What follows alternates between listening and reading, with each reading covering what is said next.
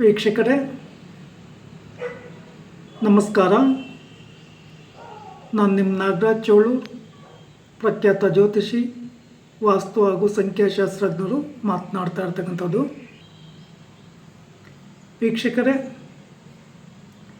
ಇವತ್ತಿನ ಸಂಚಿಕೆಯಲ್ಲಿ ಕುಂಭರಾಶಿಯವರ ಮೇ ತಿಂಗಳ ಗೋಚಾರ ಫಲಾಫಲಗಳ ಬಗ್ಗೆ ಹಾಗೂ ಪರಿಹಾರಗಳ ಬಗ್ಗೆ ತಿಳಿಸ್ಕೊಡ್ತಾ ಇದೆ. ವೀಕ್ಷಕರೇ, ಕುಂಭರಾಶಿಯವರಿಗೆ ಈ ತಿಂಗಳ 15ರಿಂದ ಗುರುಬಲ ಪ್ರಾರಂಭ ಆಗ್ತಾ ಇದೆ. ಬಹುತೇಕವಾಗಿ ವಿವಾಹಾದಿ ಶುಭ ಕಾರ್ಯಗಳು, ಮನೆ ಕಟ್ತಕ್ಕಂಥದ್ದು, ಹೊಸ ವ್ಯಾಪಾರ ವ್ಯವಹಾರಗಳನ್ನು ಪ್ರಾರಂಭ ಮಾಡಲಿಕ್ಕೆ ಅನುಕೂಲವಾಗಿರ್ತದೆ.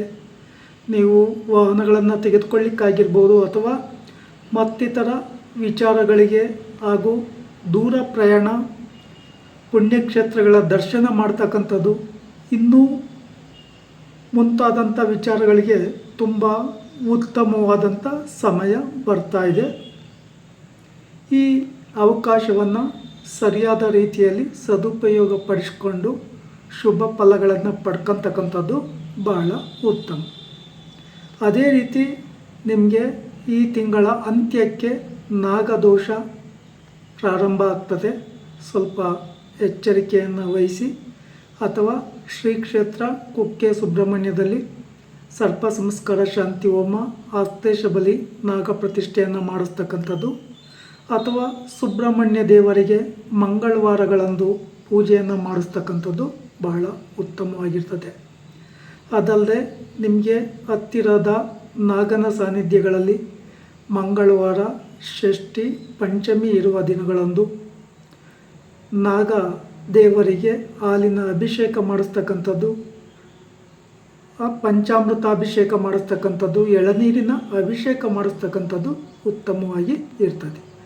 ಆಶ್ಲೇಷ ನಕ್ಷತ್ರದ ದಿನವೂ ಸಹ ಪೂಜೆ ಮಾಡಿಸ್ಬೋದು. ಅಮಾವಾಸ್ಯೆ, ಪೌರ್ಣಮಿಗಳಂದು ಸಹ ಈ ನಾಗರ ಕಲ್ಲಿಗೆ ಪೂಜೆಯನ್ನು ಮಾಡಿಸೋದ್ರಿಂದ ನೆಗೆಟಿವ್ ವೈಬ್ರೇಷನ್ ಕಡಿಮೆ ಆಗುತ್ತೆ. ಹಾಗೆ ನಿಮ್ಮ ರಾಶಿಗೆ ಸಾಡೆ ಸಾತಿಯ ಶನಿ ಪ್ರಭಾವ ಇನ್ನೂ ಮುಕ್ತಾಯ ಆಗಿಲ್ಲ. ಇನ್ನು 2.5 ವರ್ಷಗಳ ಕಾಲ ಇರ್ತದೆ. ಇಲ್ಲಿ ನೀವು ವಿಶೇಷವಾಗಿ ಶನಿ ಭಗವಾನರಿಗೆ ಸಂಬಂಧಿಸಿದಂಥ ಸೂಕ್ತ ಪರಿಹಾರಗಳನ್ನು ಮಾಡ್ಕೊತಕ್ಕಂಥದ್ದು ಬಹಳ ಉತ್ತಮ. ಶನಿವಾರಗಳಂದು ಶನಿ ಭಗವಾನರಿಗೆ ಬನ್ನಿ ಪತ್ರೆ, ಬಿಲ್ವ ಪತ್ರೆ, ಕಪ್ಪು ಎಳ್ಳು, ಎಳುಬತ್ತಿ ದೀಪ ಹಚ್ಚತಕ್ಕಂಥದ್ದು, ಪೂಜಾ ಸಾಮಗ್ರಿಗಳೊಂದಿಗೆ ದೇವಸ್ಥಾನಕ್ಕೆ ಹೋಗಿ ಪೂಜೆ ಮಾಡಿಸ್ತಕ್ಕಂಥದ್ದು, ಎಳ್ಳೆಣ್ಣೆಯ ಅಭಿಷೇಕ ಮಾಡಿಸ್ತಕ್ಕಂಥದ್ದು, ಎಳ್ಳೆಣ್ಣೆ ದಾನ ಕೊಡ್ತಕ್ಕಂಥದ್ದು, ಶನಿ ಭಗವಾನರ ದೇವಸ್ಥಾನಕ್ಕೆ 8 ಸುತ್ತು ಪ್ರದಕ್ಷಿಣೆ ಬಂದು ಕೈ ಮುಗಿದು ನಿಂತುಕೊಂಡು ಪ್ರಾರ್ಥನೆ ಮಾಡ್ಕೊತಕ್ಕಂಥದ್ದು ಬಹಳ ಉತ್ತಮ. ಇಲ್ಲಿ ಈ ದೇವಸ್ಥಾನಕ್ಕೆ ಪ್ರದಕ್ಷಿಣೆ ಆಗ್ತಕ್ಕಂಥ ಒಂದು ಸಂದರ್ಭದಲ್ಲಿ ಓಂ ಶಂ ಶನೈಶ್ಚರಾಯ ನಮಃ ಈ ಮೂಲ ಮಂತ್ರವನ್ನು ಜಪಿಸಿ ಶ್ರದ್ಧಾಭಕ್ತಿಯಿಂದ ಶನಿ ಭಗವಾನರಲ್ಲಿ ಪ್ರಾರ್ಥನೆ ಮಾಡಿಕೊಳ್ಳಿ.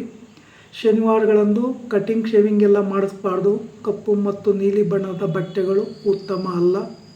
ಹಾಗೆ ನಾನ್ ವೆಜ್ ಆಗಲಿ, ಡ್ರಿಂಕಿಂಗ್ ಆಗಲಿ ಉತ್ತಮವಾಗಿ ಇರುವುದಿಲ್ಲ.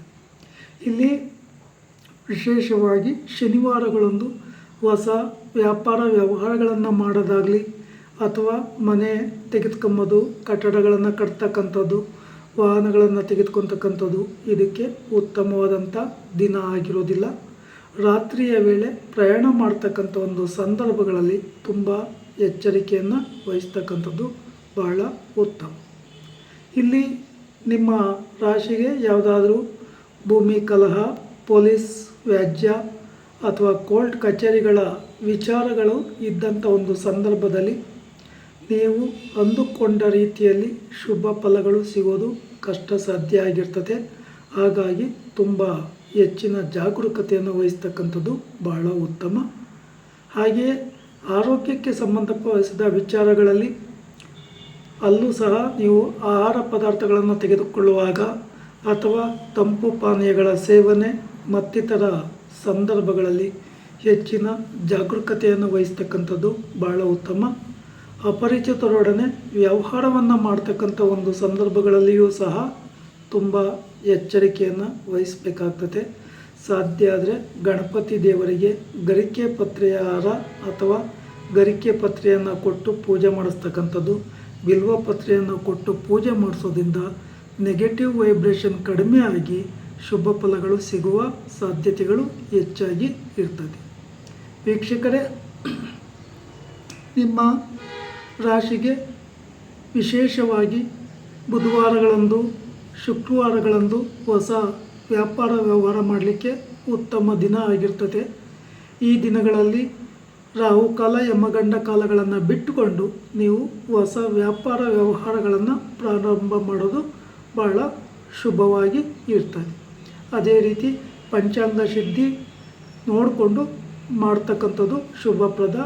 ವಿಶೇಷವಾಗಿ ನಿಮ್ಮ ರಾಶಿಗೆ ಪಶ್ಚಿಮ ದಿಕ್ಕು ಹಾಗೂ ಉತ್ತರ ದಿಕ್ಕುಗಳು, ಉತ್ತರ ಈಶಾನ್ಯ, ಪೂರ್ವ ಈಶಾನ್ಯದ ದಿಕ್ಕುಗಳು ಶುಭಪ್ರದವಾಗಿ ಇರ್ತವೆ. ವೀಕ್ಷಕರೇ, ಈ ವಿಡಿಯೋ ಇಷ್ಟ ಆಯಿತು ಅಂದರೆ ಲೈಕ್ ಮಾಡಿ, ಶೇರ್ ಮಾಡಿ, ಸಬ್ಸ್ಕ್ರೈಬ್ ಆಗಿ, ಆ ಲೈಕನ್ ಒತ್ತಿ, ಬೆಲ್ಲೈಕನ್ ಒತ್ತಿ. ನಮಸ್ಕಾರ.